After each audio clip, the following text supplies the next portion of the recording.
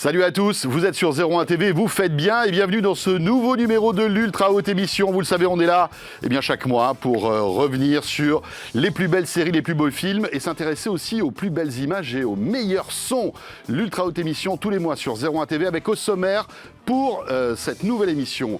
On va s'intéresser à la SVOD, vous le savez, qui va financer la production audiovisuelle française. Et c'est Pascal Le Chevalier qui va nous en parler dans un instant. Vous l'avez vu, de plus en plus de licences de jeux vidéo arrivent dans le 7e art. Uncharted récemment, Pierre Thiolien viendra nous en parler tout à l'heure. Et puis on découvrira le service VOD, SVOD de Samsung TV Plus et nous recevrons l'un des porte-paroles de Samsung qui sera mon invité. Et puis en compagnie de Laure Foulquier, on s'intéressera à un gros morceau qui va arriver dans quelques mois. Il s'agit d'HBO Max. Quel type de contenu va-t-on retrouver? Et puis surtout, Laure nous fera une petite sélection des meilleures séries et films qu'on retrouve sur HBO Max. Merci d'être là. C'est parti pour l'Ultra Haute Émission comme chaque mois.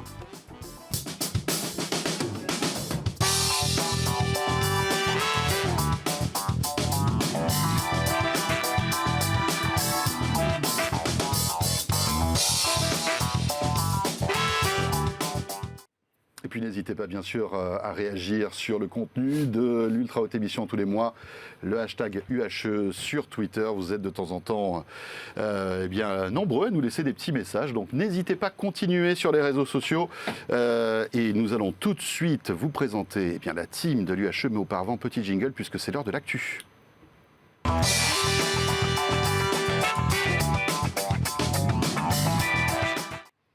Et avant de nous plonger dans l'actu, bien évidemment, vous les connaissez, Guillaume Boutin est avec nous. Bonjour Guillaume. Salut François. Avec ce teint allé, quel beau gosse franchement Guillaume Boutin, c'est impressionnant. Bientôt sans doute l'une des stars des prochaines séries télé, Pascal. C'est certain. C'est certain. C'est sûr. Bonjour Pascal. Bonjour. Voilà, Pascal Le Chevalier, vous connaissez bien sûr aussi, spécialiste de la SVOD, et Guillaume que nous retrouvons tous les mois, cofondateur de Sens Critique. On va s'intéresser aux séries qui buzzent, bien évidemment, sur Sens Critique ce mois-ci. Mais pour débuter, donc, l'actu de la SVOD avec beaucoup de choses, beaucoup de choses. On va parler de l'arrivée de Paramount+. Mais pour débuter, c'est un bol d'oxygène pour les producteurs français avec tous ces services de SVOD qui vont financer beaucoup de contenu dans les mois qui viennent. Oui, tout à fait, François. Donc, on sait qu'on a enfin une nouvelle chronologie des médias. On en parlait d'ailleurs le mois dernier. On en parlait le mois dernier, qui positionne les plateformes de SVOD au mieux, pour l'instant, à 15 mois, lorsqu'elles ont signé des accords avec la profession. C'est le cas de Netflix. Ce qui est le cas de Netflix, ce qui n'est pas le cas d'Amazon et de Disney, qui, elles, vont se retrouver à 17 mois. Alors, on va dire, c'est 2 mois d'écart. Pas tout à fait avec les mêmes obligations.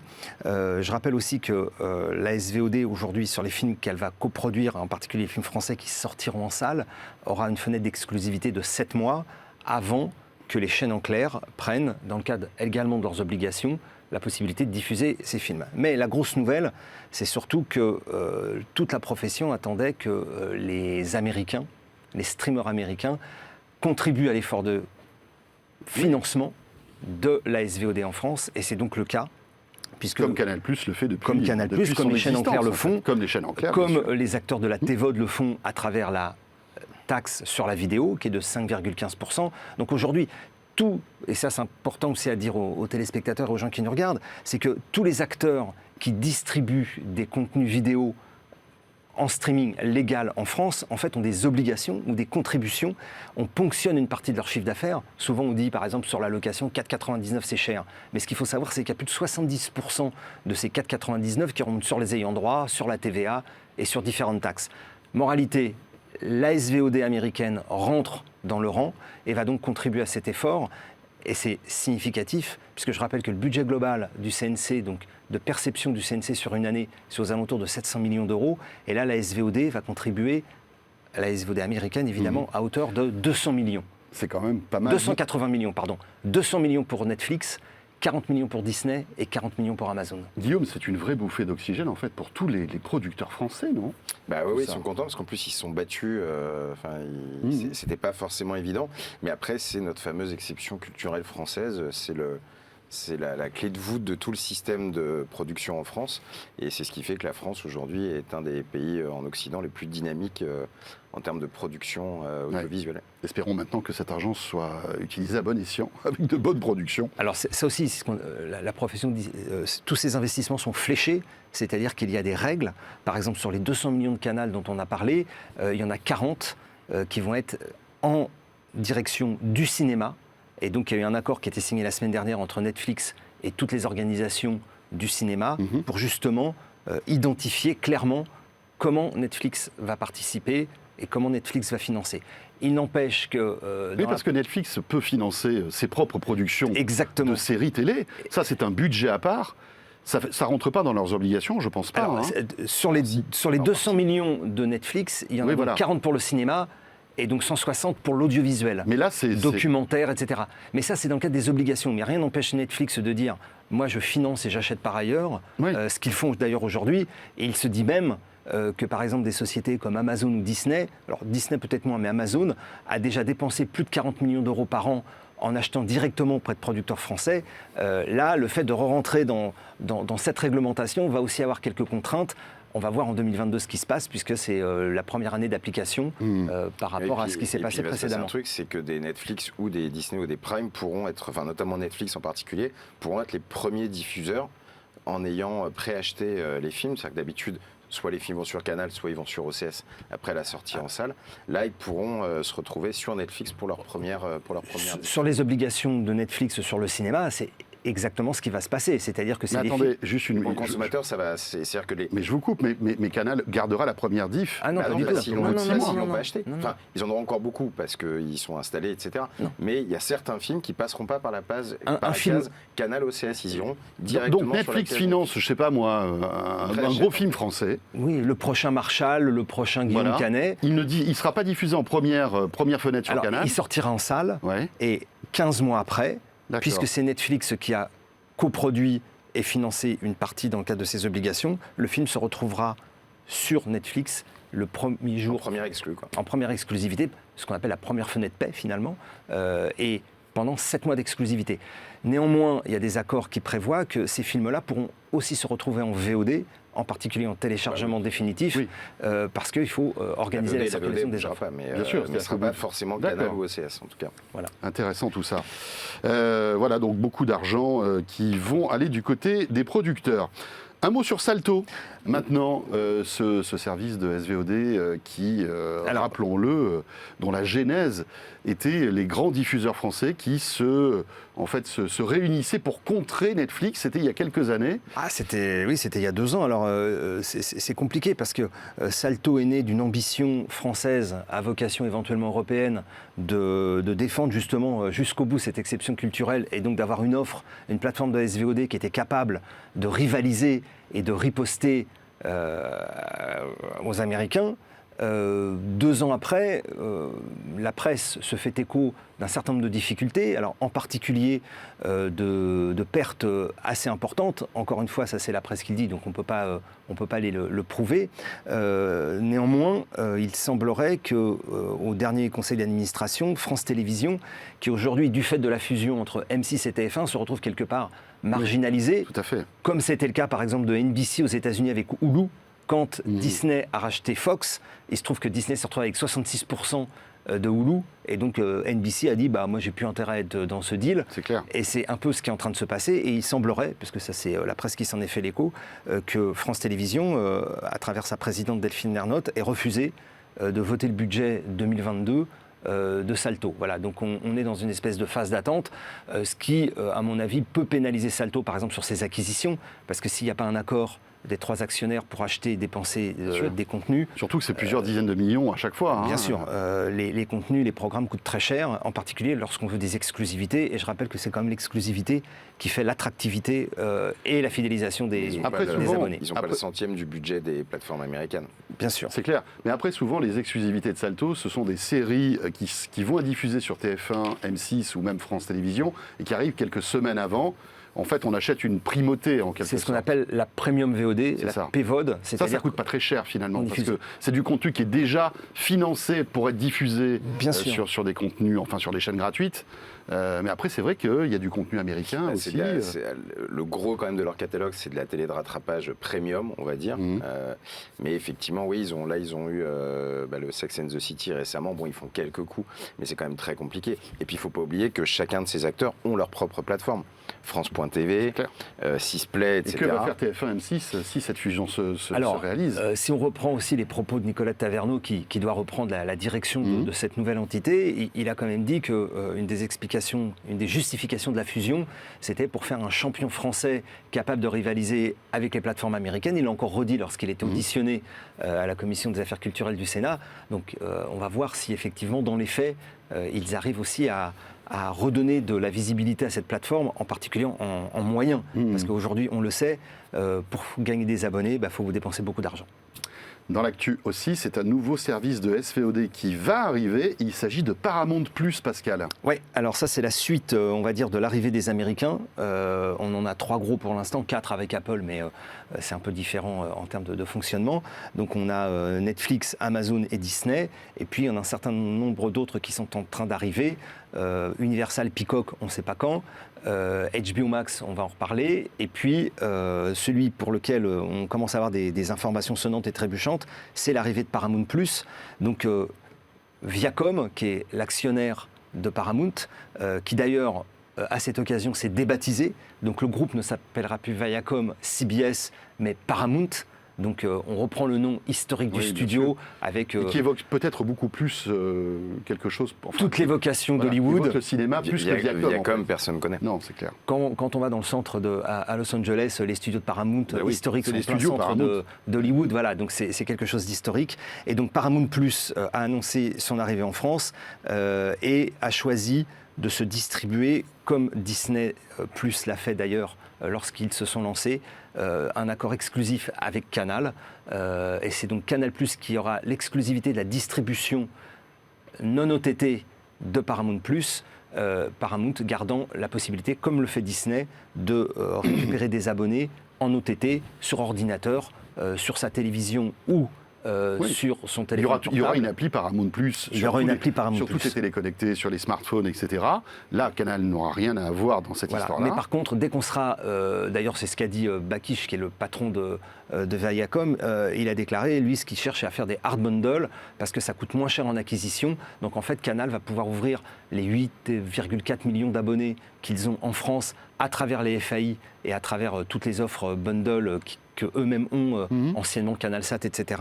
En fait, Paramount va être inclus dans ces offres-là, et donc Canal va être capable de proposer une offre où on aura les chaînes Canal, Netflix, Disney+, Eurosport et Paramount+. C'est plutôt une bonne affaire d'ailleurs pour les abonnés, parce que finalement, si on est abonné à Canal, on se retrouve souvent avec un programme enrichi et des coûts d'abonnement. Les coûts d'acquis sont beaucoup moins chers, puisque le Canal, c'est entre guillemets presque gratuit de recruter, puisqu'ils ont leurs propres canaux, ils ont leurs propres abonnés. Donc c'est certain que... Mais ce qui est intéressant, c'est que ça valide quand même définitivement la stratégie de Canal qui date d'il y a maintenant 3 ou 4 ans, c'est-à-dire qui est vraiment devenu un distributeur pour d'autres plateformes. C'était un pari assez risqué quand même à l'époque, parce qu'à la base, c'est un producteur de contenu, ils sont devenus distributeurs et maintenant ils sont même quasiment en situation de monopole.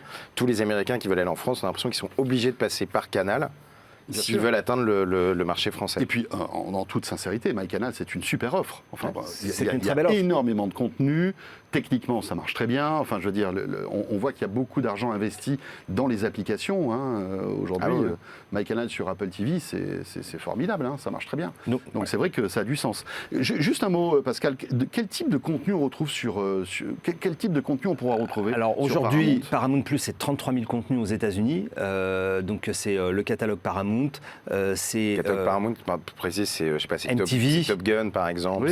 C'est du Tom Cruise beaucoup. C'est tous les Tom Cruise. Tous les Tom Cruise, bien sûr. C'est tous les Tom Cruise. C'est donc MTV, quand même, Nickelodeon, Comédie Centrale. Donc il y a aussi... c'est ce qui est en train de se passer sur les offres à la demande, c'est-à-dire que ce sont les détenteurs de catalogue qui sont aujourd'hui les mieux placés pour les exploiter et les distribuer, et donc ça c'est une avec un trésor force. de guerre. Avec un trésor de guerre, ils peuvent faire du catalogue, ils peuvent faire de la nouveauté, ils ont du line-up parce qu'ils ont des chaînes aux États-Unis, donc ça permet d'alimenter et de distribuer. Ça veut aussi dire qu'ils vont se priver d'un certain nombre de deals locaux sur la distribution de leurs programmes. Ça aussi, c'est à organiser. On ne sait pas trop comment ça va se passer. Et notamment Netflix, parce que j'imagine que Netflix Alors a des contenus Paramount. Alors, de moins en moins, c'est pour Plus ça va aller, Netflix, moins ils auront les contenus des studios. Tout l'enjeu de Netflix, il est là, sur les prochaines années. Enfin, sur la partie audiovisuelle, on met à part le jeu vidéo si jamais ça décolle. Mais le vrai enjeu de Netflix, c'est que, et c'est pour ça qu'ils ont anticipé, hein, s'ils ont autant investi dans la production. Je crois que c'était 8 milliards qu'ils avaient annoncé il y a 17 2 ans. pour 2021. 17, tu vois. 17 milliards. 17 oui, mais milliards. parce qu'ils 2022, doivent se constituer leur Oui, catalogue. c'est entre 17 et 20 aussi. Disney a annoncé 33 milliards d'investissements, sport compris. D'ailleurs, HBO Max a signé hier soir un accord pour distribuer du sport aux États-Unis. Donc ça, c'est le next step, la prochaine étape pour les gros streamers, c'est de rentrer des événements live. Juste dernier point sur Canal. Canal est effectivement aujourd'hui le premier portail à rassembler autant d'abonnés. 4 millions d'abonnés quasiment en direct, 3 millions avec les deals des FAI, plus les abonnements collectifs. Donc c'est forcément un interlocuteur incontournable quand on veut distribuer rapidement une offre, même en lâchant de l'argent. En fait, ce qu'ils calculent, c'est le coût de recrutement de l'abonné. C'est clair. Et donc ça leur coûte moins cher, surtout en moyen, parce qu'il n'y a pas le marketing à mettre en place, c'est Canal qui va le faire. Et après, Ils mettent un petit peu de marketing, j'imagine, ils se partagent les dépenses. Oui, mais ça n'a rien à voir si tu dois partir from scratch. Là, c'est con, mais tu n'as plus ta carte bleue, tu n'as pas à t'inscrire, tu n'as pas ta carte à remettre, etc. Tu appuies sur un bouton et tu es abonné. Ça arrive quand, Paramount Plus ? il n'y a pas de date, mais c'est incessamment sous peu. Moi, je vais fin d'année. Mais ce qui est marrant d'ailleurs, c'est que là, ils ont une très grosse série Paramount qui va arriver, qui est Halo, tirée du jeu vidéo. On en parlera peut-être tout à l'heure, qui arrive fin mars et elle va être diffusée sur Canal. D'accord. Parce que Paramount n'est pas encore là, et donc c'est Canal qui va diffuser donc la série. Donc les accords se sont déjà. Ouais. Halo, ça va être un très gros morceau. Ouais. On enchaîne. Halo, ça n'a rien à voir avec la série de Nabila, bien sûr. Non, on est d'accord. Il y a un seul L là. C'est ça. Très bien. Et un H, je crois. Aussi, et un plus, H, au début. c'est ça. Allez, on enchaîne avec les séries qui ont le plus buzzé ce mois-ci, et c'est avec Sens Critique, bien sûr.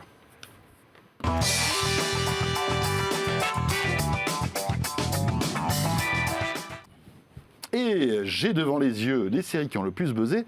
C'est un joli cuvée pour ce mois de mars, en fait. Puisque de toute façon, je pense qu'il ne va y avoir que des jolies cuvées. Je fais une toute petite parenthèse, mais Canal a quand même annoncé une nouvelle série par semaine, soit en acquisition, jusqu'à la fin de l'année. Ouais. Wow. Apple vient d'annoncer la même chose. Alors eux, ils ont annoncé un programme, donc soit ce seront des films, soit des séries.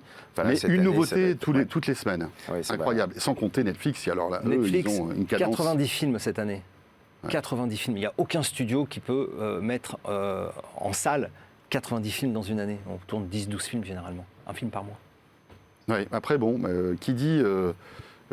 on va dire abondance ne dit pas forcément qualité, mais ça c'est un autre débat. Ah non, pardon, Netflix. Pardon. Mais oui, excuse-moi. Pardon.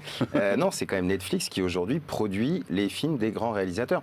Si on prend l'année 2021, d'accord. Non, mais il y a beaucoup de trucs, on va appeler ça du flux, mais typiquement le dernier Jeanne Campion, le dernier Sorrentino, même le Adam McKay avec Scorsese. Le prochain Scorsese est sur Apple. Ouais.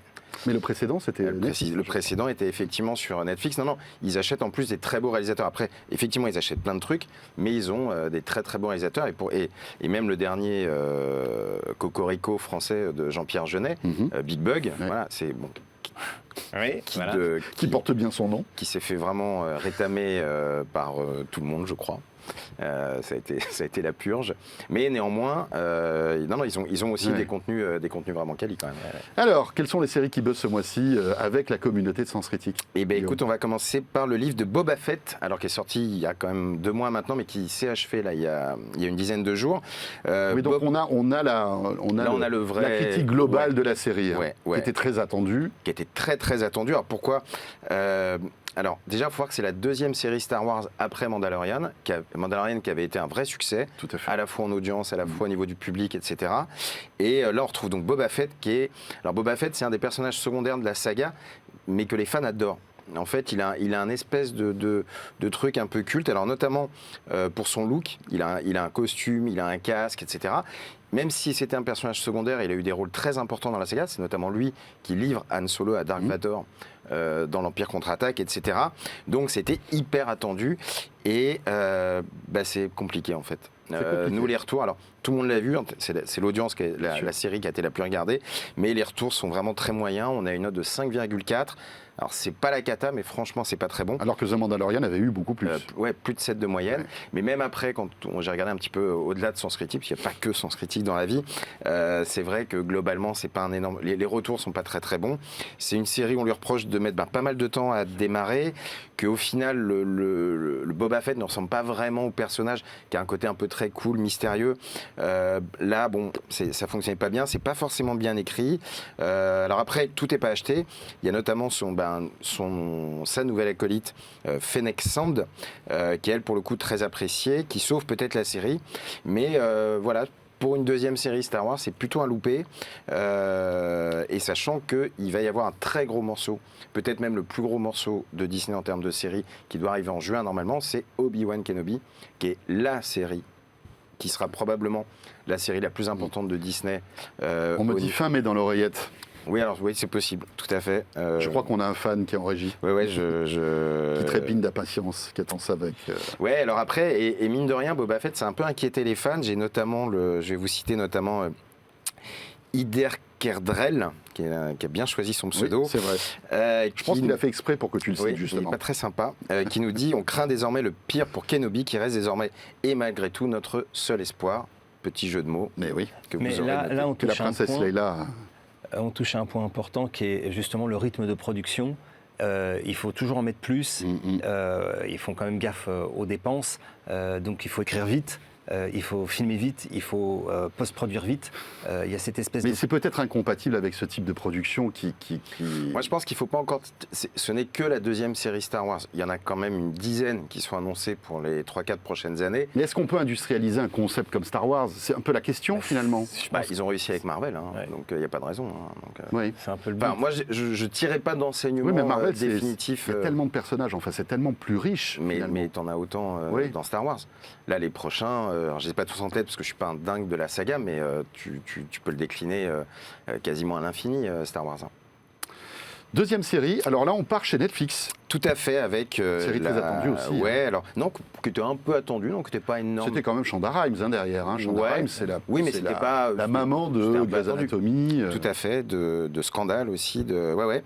Mais un contrat monstrueux qu'elle a signé avec Netflix il y a quelques années de cela pour produire en exclusivité tous ses contenus pour Netflix. C'est ça aussi les plateformes de SVOD. Netflix se paye Shonda Rhimes, quoi. C'est incroyable. Ce qui est aussi un problème, ils se sont aussi payés Omar Sy. Ce qui fait qu'Omar Sy ne peut plus tourner en France en théorie, puisque tous ses prochains films, en tant qu'associé finalement à la production avec sa boîte...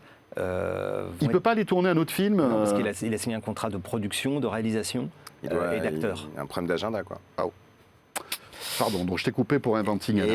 Et donc Inventing Anna, donc c'est la based on a true story du mois, on va dire, parce qu'il y en a toujours, Netflix capitalise toujours beaucoup. Alors c'est une histoire assez incroyable, c'est l'histoire vraie donc d'Anna Delvey, qui va escroquer en fait la bonne société new-yorkaise en se faisant passer pour une riche héritière allemande, qui va en fait faire financer une soi-disant fondation.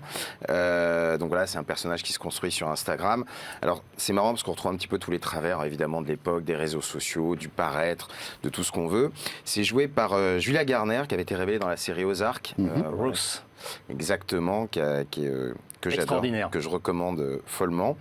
Et donc sur le papier, ça sent bon, mais au final, c'est pas dingue. Chez nous, c'est 5,7. 5,7, c'est pas nul. Ça veut dire qu'en gros, ça se regarde. Alors, mais on attendait peut-être un petit peu plus. Ouais, alors en fait, ce qui reproche un peu les users, et moi-même, je l'ai commencé il y a peu de temps, donc je vois un petit peu ce qu'ils veulent dire, c'est qu'en fait, c'est filmé du point de vue de la journaliste qui va vraiment révéler l'affaire. Et donc, au final, de ce que disent les gens, c'est qu'on apprend peu de choses. On ne comprend pas très bien les ressorts même de cette comment elle s'appelle déjà, Anna. Et voilà. En revanche, il y a un truc sur lequel tout le monde est d'accord, c'est la performance de Julia Garner, qui est une actrice assez extraordinaire, qui n'en est qu'à ses débuts et dont on va entendre parler, à mon avis, dans les prochaines années. Très bien, du côté de Disney+. Voilà, et on se rend compte aussi que Disney, c'est pas que les dessins animés, c'est pas que des contenus pour enfants. Avec Stars, c'est vraiment aujourd'hui un positionnement adulte. Preuve de la série dont tu vas nous parler maintenant. Tout à fait. On avait déjà eu Dopsic, fin d'année dernière, qui dénonçait le scandale des opiacés. Disney qui Moi, j'étais sur le cul. Série d'une qualité incroyable qui aurait pu arriver sur HBO d'ailleurs. Ah oui, complètement. C'était, Chez nous, c'était 8 de moyenne. Excellent. C'était super. On vous invite à la regarder d'ailleurs. Pam et Tommy.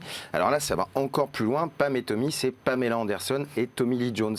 Les plus jeunes ne s'en souviennent pas, mais je pense que tous les trois autour de la table, on se souvient tous de Alerte à Malibu et de son héroïne sex symbole de l'époque, star planétaire. Son maillot rouge. Pamela Anderson. Pascal n'a pas oublié d'ailleurs. Je pense que j'ai d'ailleurs distribué. Tu as distribué le maillot de... Mais non, mais la série. Ah, pardon. Parce que je rappelle que les droits étaient... Je me suis dit, tiens.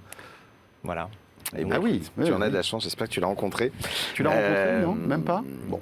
Et donc à l'époque, elle était en couple avec Tommy Lee Jones, qui était le batteur de Mötley Crüe, qui était un groupe de hard américain. Et alors c'est marrant parce qu'à l'époque, c'était le couple à la fois hyper trash et hyper glam. C'était des fous furieux, évidemment. Ouais, et ils vont se retrouver au cœur d'une tempête médiatique, puisque ça va être un événement assez incroyable qui va engendrer un cataclysme vraiment dans les médias.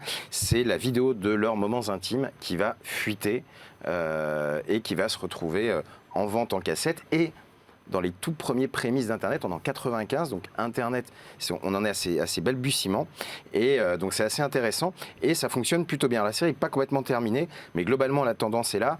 La série a 6,5 de moyenne, donc ça veut dire que c'est pas mal, c'est bien, c'est pas exceptionnel, mais c'est bien. Et voilà, et ce que tout le monde relève, c'est cette plongée vraiment dans les années 90, on se remet à cette époque même encore de la VHS, etc. Et c'est peut-être un des premiers scandales, on va dire, de l'ère digitale, de l'ère numérique. Oui. Aujourd'hui, il y en a, je ne sais pas combien, enfin, c'est devenu quasiment une norme. Et ce qui est aussi intéressant, c'est que ça va être le premier même slut-shaming, ce qu'on appelle le slut-shaming, puisque il faut savoir que Pamela Anderson va énormément souffrir de ça, mine de rien. C'est horrible. C'est peut-être la première star qui s'est retrouvée comme ça, ou dans des moments assez difficiles. Et effectivement, ce que tu disais tout à l'heure, ça confirme vraiment le positionnement de Disney vers les séries, vers des séries vraiment adultes, qui s'adressent plus du tout au public habituel. C'est un énorme enjeu pour eux cette année, de faire comprendre que Disney, c'est plus ça. Il y a même beaucoup de commentaires. Nous, on les a vus chez nous, mais aussi sur des réseaux sociaux où les gens ne comprennent pas, dire mais tiens, qu'est-ce que c'est une série comme ça? Moi j'ai pris ça pour mes enfants, ils n'ont pas compris qu'il y avait la version adulte, mais ça va prendre un petit peu de temps. Il faut savoir que Disney va même sortir Pistol bientôt. Qu'est-ce que c'est Pistol? Une série sur les Sex Pistols. Qui était pas quand même, c'est quand même Casimir, quoi. Non, et là ça va être overtrash. Je rappelle que Sid Vicious, le bassiste, est mort d'une overdose d'héroïne à 21 ans après avoir tué sa femme. Enfin bref, là, on est vraiment dans le... Donc c'est vraiment marrant. Disney, c'est ce qu'ils appellent le Global Entertainment. Et il y a beaucoup de séries. Il va y avoir Ousekin aussi, série française. Là aussi, c'est Disney. Qui va sortir. Production française d'ailleurs. C'est le label Star en fait. Oui, tout à fait. Mais alors qui mettent plus du tout en avant parce que les gens ne comprenaient pas. Mais oui, tout à fait. Et puis il y a même un film là qui sort dans quelques semaines qui s'appelle Fresh, qui a été une des sensations du dernier festival de Sundance. Donc un vrai original. D'ailleurs, c'est un de leurs premiers vrais originals sur du cinéma indépendant. Voilà, Pamela Anderson donc. Et on enchaîne avec une autre série sur Netflix, La femme qui habitait en face de la fille à la fenêtre. Et oui, le titre déjà. Tout le monde adore le titre, puisque c'est une série, c'est une parodie en fait. Donc c'est une approche assez originale, puisque c'est la parodie des films de genre de La femme à la fenêtre. Alors d'ailleurs, il y a eu récemment un film Fox, donc Disney, La femme à la fenêtre, qui est sorti l'année dernière. Il y a le Hitchcock, etc. Donc c'est un thème classique, c'est la Desperate Housewife. Le voisin qui mate la voisine. Non, c'est la voisine. Justement. Ouais, c'est la Desperate Housewife toute seule qui boit son verre de vin, qui s'embête et qui mate par la fenêtre et qui voit plein de choses et qui va tomber sur quelque chose de dingue. Et là, on va retrouver donc Anna qui, alors elle a un crush sur son voisin canon et elle va assister à un meurtre. Et en fait, ou pas, on ne sait pas très bien, voilà. Alors en gros, c'est moyen, c'est 5,6. En gros, ça fait le job. C'est un mélange de genres qui est assez étonnant. Alors ce que j'ai relevé qui est assez amusant, c'est que je pense que tous les spectateurs n'ont pas compris que c'était une parodie en fait. Parce qu'il y a des choses hyper cliché, vraiment, ça enfonce des portes ouvertes, incroyable, mais c'est ce que veut un peu dénoncer le film, et je pense qu'il y a pas mal de gens qui le voient au premier degré, en fait. Exactement. Voilà. Et pour résumer, je vais vous citer Alexandre Bottet, 26G, je les adore, qui nous dit que c'est totalement improbable, certaines situations sont complètement ridicules, et pourtant, j'ai passé un bon moment. Voilà. En gros, ça se regarde. Et on termine par Amazon Prime quand même. Hein. On n'a pas cité de série d'Amazon depuis, non, ils ont depuis pas ta sélection. Énormément. Enfin, si, là, ils ont eu la série Totem, dont je vous parlerai probablement le mois prochain. Oui. Mais non, ils n'ont pas une énorme actu en ce moment Prime. Et bref, là, c'est Reacher. Donc, pour ceux qui ne se connaissent pas, Jack Reacher, au départ, c'est donc une saga de romans. Et c'est surtout les films avec Tom Cruise. On retrouve un ancien militaire, solitaire, secret, voilà, et qui arpente les États-Unis pour mener des enquêtes périlleuses. Alors là, on est dans l'action, on est dans le biceps, hein, vraiment, ça y va, c'est costaud. Le comédien dont j'ai oublié le nom, je m'en excuse, il fait 1m95 pour 130 kilos. On voit derrière toi, là, ouais. Il a à peu près ta carrure. Tout à fait. Presque. Et alors, étonnamment, ça fonctionne plutôt bien. Chez nous, c'est 6,6. Pour ce type de série, j'étais très étonné. Normalement, les grosses séries d'action, ça fonctionne pas trop. Et alors, en fait, ce qu'ont bien aimé les membres, c'est que elle est plus fidèle au roman qu'au film. Le film était très, très action. Là, il n'y a pas que de l'action. Et alors, la dimension action, on va la retrouver. Donc là, je vais vous citer Gwendoline Hale, qui nous dit que Alan Ritchson campe un excellent Jack Reacher. C'est bourrin. L'acteur brise les os comme du petit bois. Le rythme ne laisse pas place à l'ennui. Mais justement, c'est pas que de l'action. Et là, je vais terminer en vous citant Eric Bébé Yoda, qui nous dit qu'au final, c'est une combinaison redoutable, autant qu'improbable, de puissance physique, certes, à la Terminator, mais aussi une capacité de déduction digne de Sherlock Holmes, et un côté un peu quasi autiste, Aspergen. Donc au final, voilà, ça fonctionne plutôt bien. C'est Columbo avec des muscles, quoi. Ouais, voilà. Non, c'est plutôt Sherlock. Non, c'est vraiment Sherlock la série UK où il a des petites fulgurances comme ça. Donc, écoute, reco Sens Critique pour le coup. Très bien, voilà pour les séries qui ont le plus buzzé sur Sens Critique. Merci beaucoup Guillaume. Et vous restez là tout de suite, on accueille notre invité. On va parler d'un service de SVOD qui a été lancé par Samsung, c'est Samsung TV+.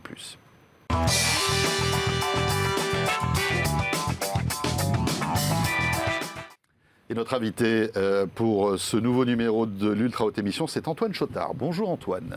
Bonjour. Vous êtes le responsable de Samsung TV+, en France. Et oui, parce que Samsung, c'est les télés, c'est les smartphones, c'est évidemment tout cet écosystème hardware qu'on connaît. Mais c'est aussi un service de vidéo disponible bien sûr sur les télés Samsung. Est-ce que vous pouvez nous le présenter ? Avec grand plaisir et merci pour l'invitation. C'est disponible sur les télés, mais c'est également disponible sur les mobiles parce que Samsung, c'est quand même les télés et les mobiles et cette puissance inégalée sur les deux types de devices sur lesquels le contenu audiovisuel est consommé.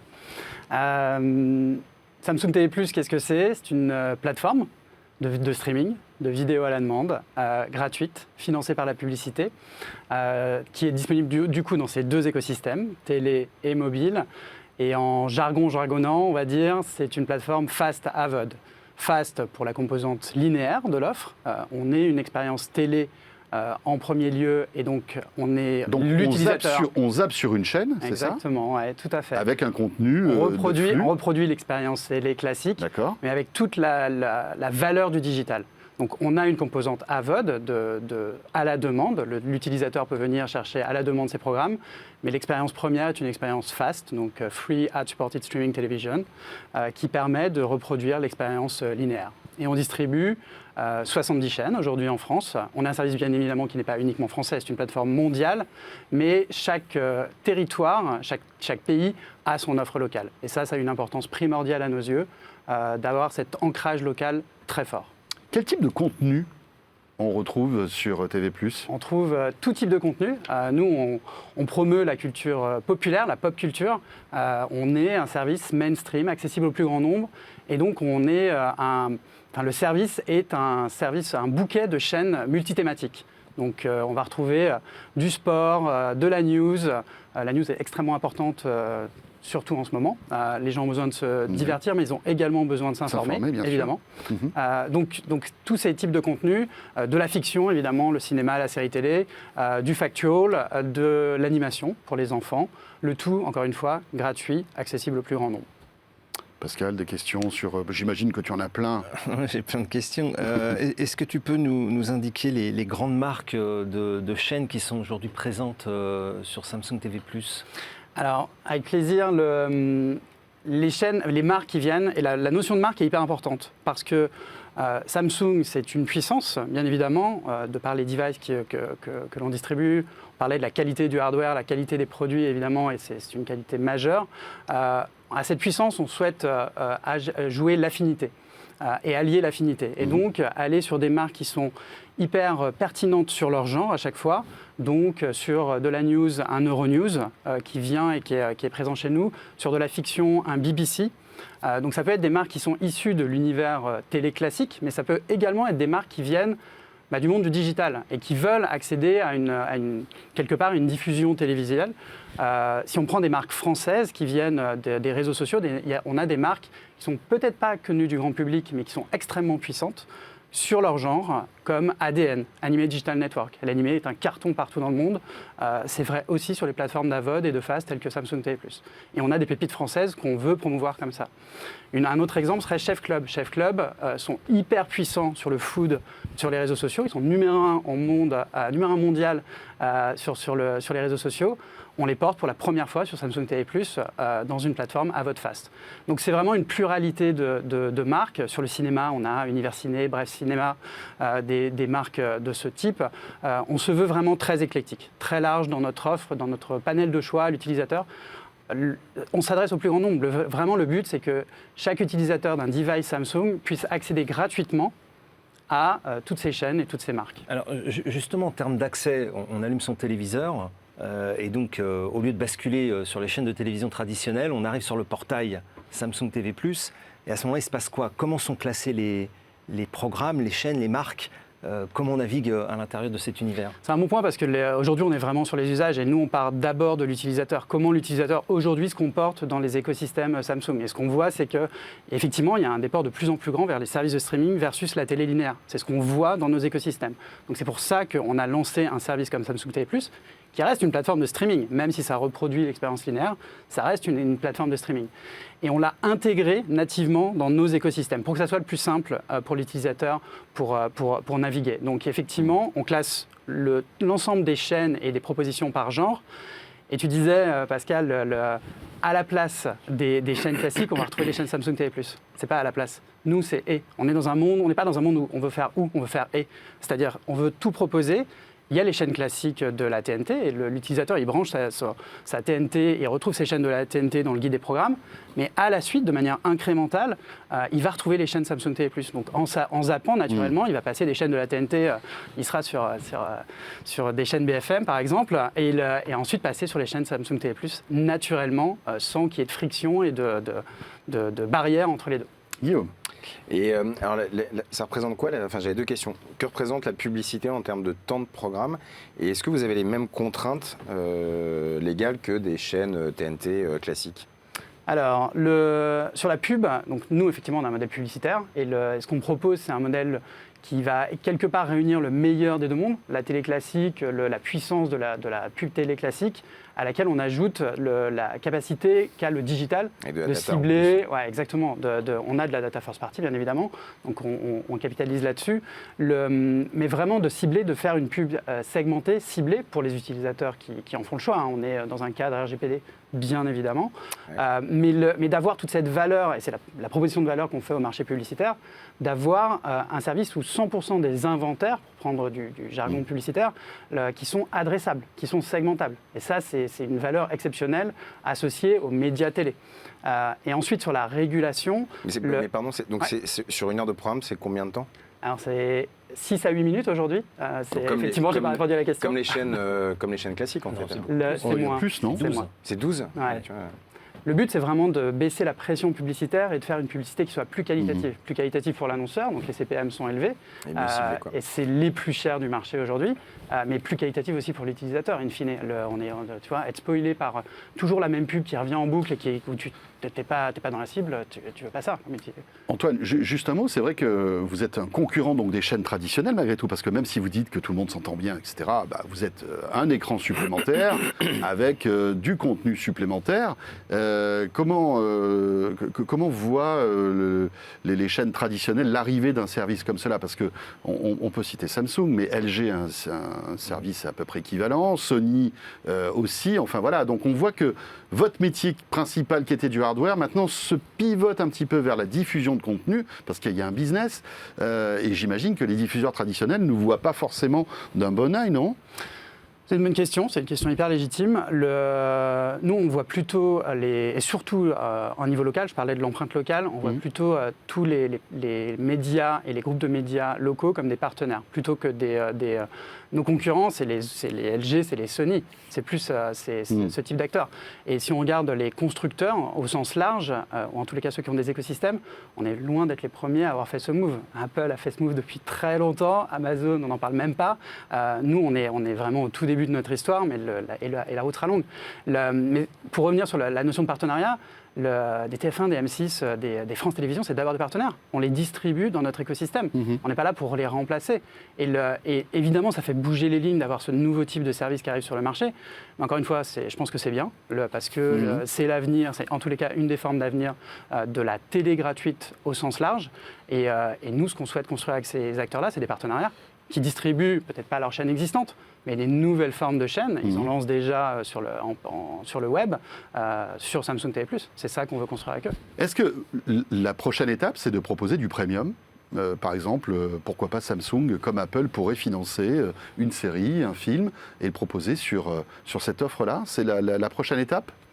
La prochaine étape pour nous, la première chose, c'est on reste accessible au plus grand nombre et on restera gratuit. Les autres services dont on a parlé Apple & Co sont des services payants, ils sont sur un autre modèle. Donc nous, on restera toujours gratuit, toujours accessible au plus grand nombre. Le service, en tous les cas, Samsung TV+. La prochaine étape pour nous, c'est évidemment c'est de faire grandir l'offre, donc de continuer de référencer à la fois des offres, des chaînes internationales, je parlais de BBC tout à l'heure, mais d'autres types de marques aussi puissantes, mais aussi surtout du local, surtout des partenaires locaux. C'est ça, on va faire des annonces toute l'année sur la France, mais on a des discussions très avancées avec des partenaires très puissants en France. Donc le but, c'est de faire grandir l'offre d'abord avec les partenaires en France. L'étape d'après pour nous sera effectivement de remonter un petit peu la filière. C'est des choses qu'on fait déjà sur des territoires sur lesquels le service est plus mature. Samsung produit par exemple des séries qui diffusent... Pas encore, mais on édite des chaînes. D'accord. Par exemple, on commence sur certains territoires comme les US à éditer certaines chaînes Samsung distribuées dans Samsung TV+. Après, l'évolution naturelle serait effectivement d'aller sur du commissioning et de commencer à préacheter, produire, coproduire. Voilà, et quand on connaît la puissance de feu de Samsung, ça peut devenir aussi un acteur important dans ce domaine. Pascal, pour terminer. J'ai une question technique. Nouvel écosystème, nouveau temps d'usage. Donc le gâteau en termes horaires doit se partager entre le linéaire et ces nouvelles offres. Est-ce qu'il y a des discussions avec Médiamétrie pour intégrer dans l'écosystème de la mesure des audiences les chaînes fast ? Alors, la mesure de l'audience, c'est un point fondamental, notamment par rapport au marché publicitaire et de qualifier toutes ces audiences et de rentrer. Et nous, on veut s'inscrire effectivement dans l'écosystème tel qu'il existe aujourd'hui. Donc oui, on a des discussions avec Médiamétrie. Aujourd'hui, au tout début de ces discussions, mais évidemment, ils sont très intéressés par ces nouveaux écosystèmes et le type de plateforme qu'on présente. Aujourd'hui, on a commencé par une approche plus globale. On a des deals monde avec Kantar ou ce type d'institutions. Mais oui, le but, c'est d'avancer après en local avec des Médiamétries, par exemple. Merci beaucoup Antoine. Non, merci à vous. Et bien voilà, Samsung TV+, à partir du moment où vous avez une télé, je crois que c'est à partir des modèles de 2016 qu'on peut accéder. Vous êtes très bien renseigné. 2016 et tous les suivants. Et tous les autres. Et les mobiles. Bien sûr, et les mobiles, les tablettes, etc. Voilà, ça s'appelle Samsung TV+. Merci beaucoup Antoine. Il est temps maintenant de retrouver le rendez-vous de Pierre Thiolin. Et avec Pierre, on va s'intéresser à ces licences de jeux vidéo qui arrivent au cinéma. A tout de suite.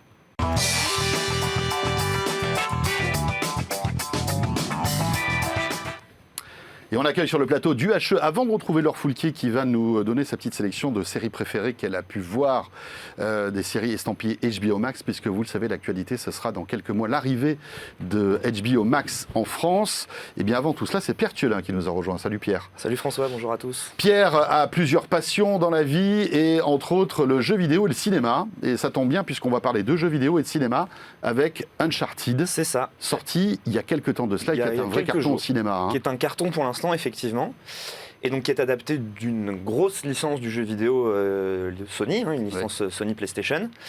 Alors Uncharted, qu'est-ce que c'est rapidement? Donc c'est les aventures de Nathan Drake, qui est un jeune aventurier qui va explorer dans les jeux vidéo, des tombeaux, des bateaux, enfin voilà. Et donc c'est un peu le Tomb Raider masculin. C'est le Tomb Raider masculin de chez Sony. Ouais, c'est ça. Et c'est exactement ça justement dont on va parler aussi, c'est que Donc il faut savoir qu'Uncharted, c'est un peu un film maudit parce que le projet a été lancé il n'y a pas moins de 12 ans.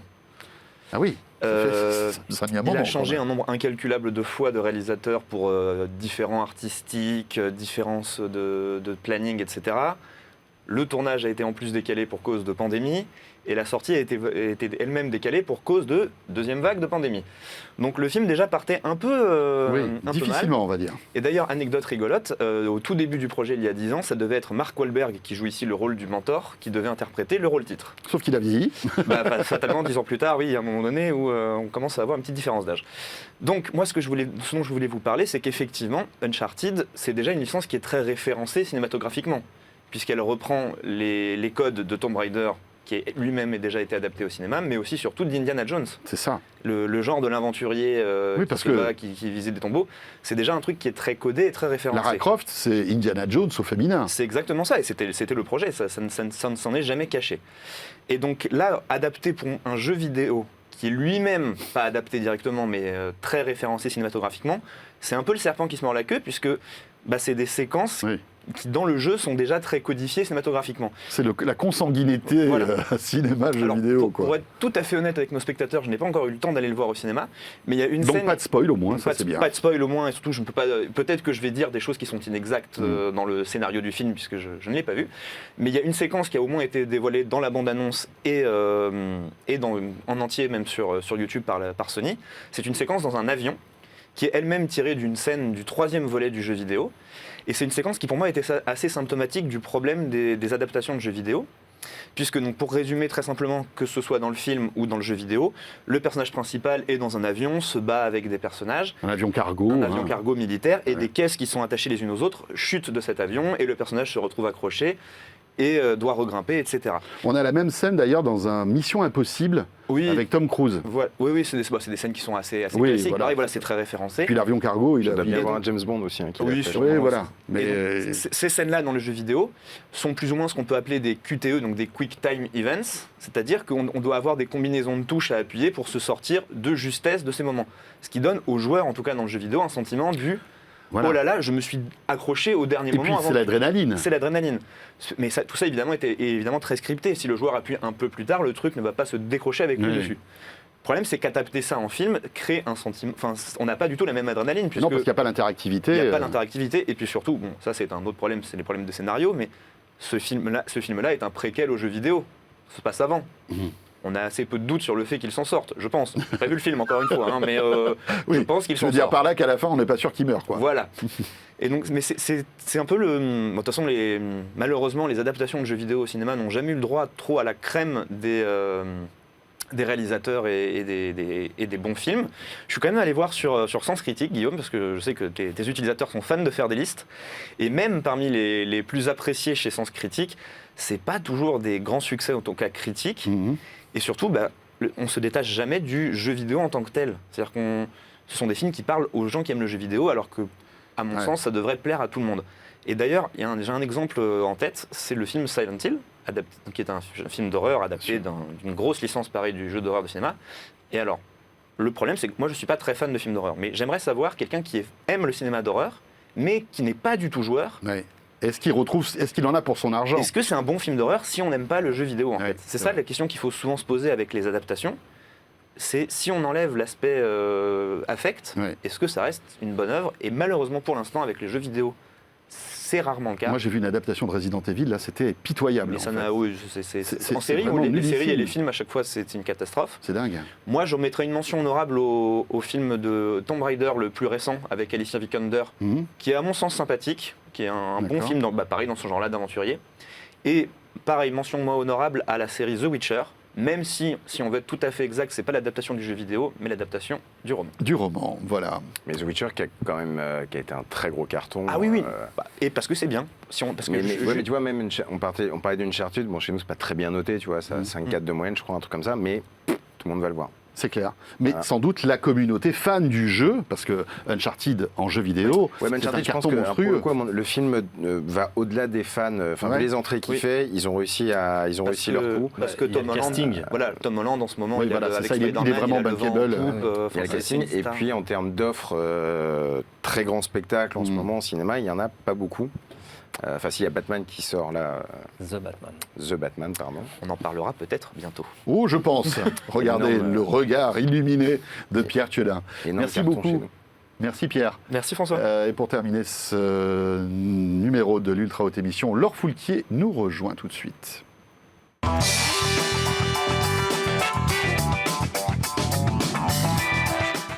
Arrêtez de zapper, c'est le rendez-vous de Laure Foulquier qui est avec nous. Bonjour Laure. Salut François, salut à tous. Eh bien, écoutez, non seulement on ne va pas s'arrêter de zapper, mais bientôt on zappera sur un autre service, un nouveau service très attendu. Il s'agit de HBO Max qui devrait arriver dans les mois qui viennent en France. Hein, Guillaume et Pascal, c'est ce que vous dites d'ici la fin de l'année. Début 2023. Je pense, ouais. Voilà. Tout début, à mon avis. Un service qui, évidemment, est très attendu parce que déjà, paradoxalement, il existe en France via OCS. Et c'est un service aussi qui met, on va dire, la qualité, enfin, un seuil de qualité vraiment très, très haut, puisque HBO, on le sait, c'est un peu le canal américain avec des productions hyper léchées. Les séries les plus mythiques sont sur HBO. Et tu voulais nous en parler? Oui, Laure. absolument, parce qu'en fait, ça n'arrive pas encore en France, mais c'est déjà arrivé dans pas mal de pays en Europe, dans 15 pays pour être exact, au mois de mars, 15 pays européens, et en France, effectivement, il faudra un peu de patience. Oui, parce que, rappelons, pour l'instant, c'est OCS qui distribue ces séries-là. Exactement. Ils n'ont pas tout, attention. Pardon? Ils n'ont pas tout. Pas tout, ils ont Canal pas tout. fait quelques séries HBO aussi.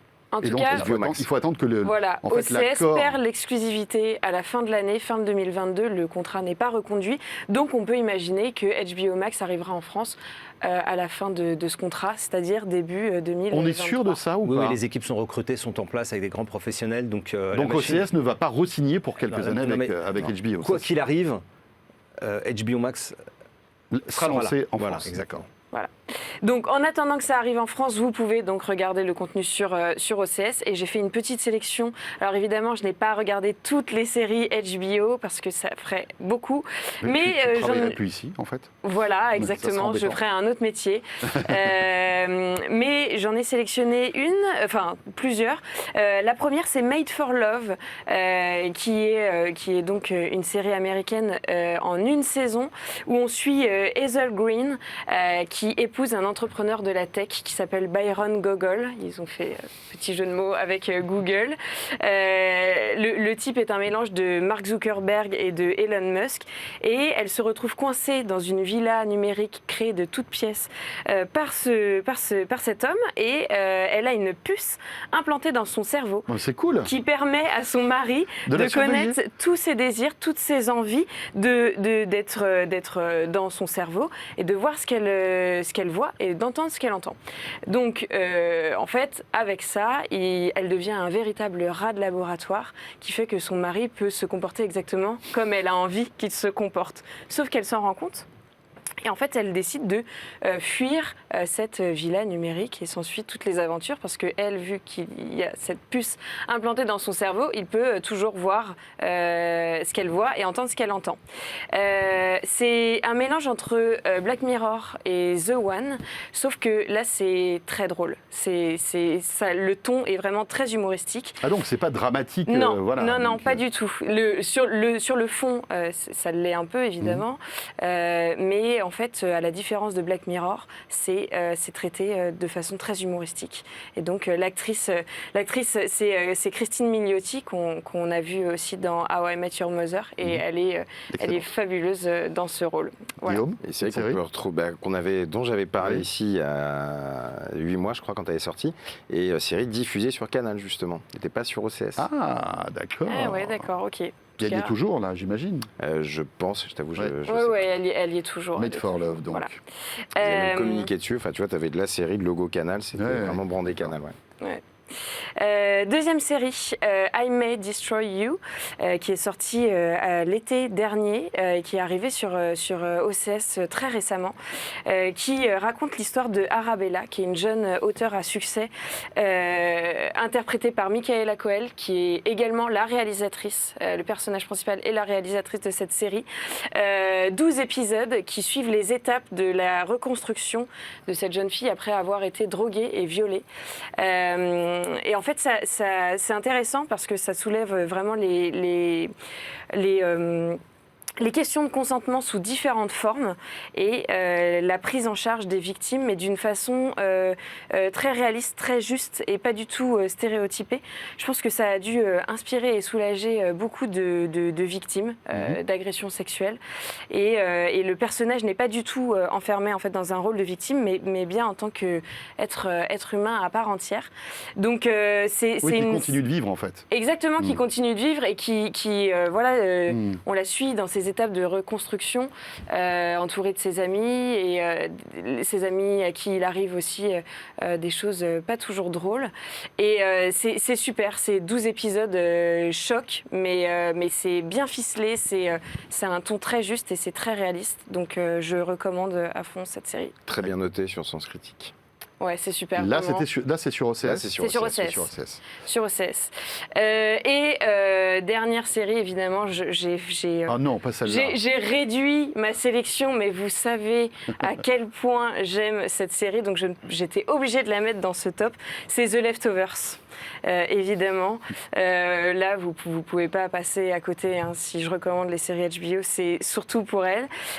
Donc réalisée par Damon Lindelof, le scénariste de Lost, où on suit l'histoire de personnes qui vivent dans un monde où 2% de la population a disparu.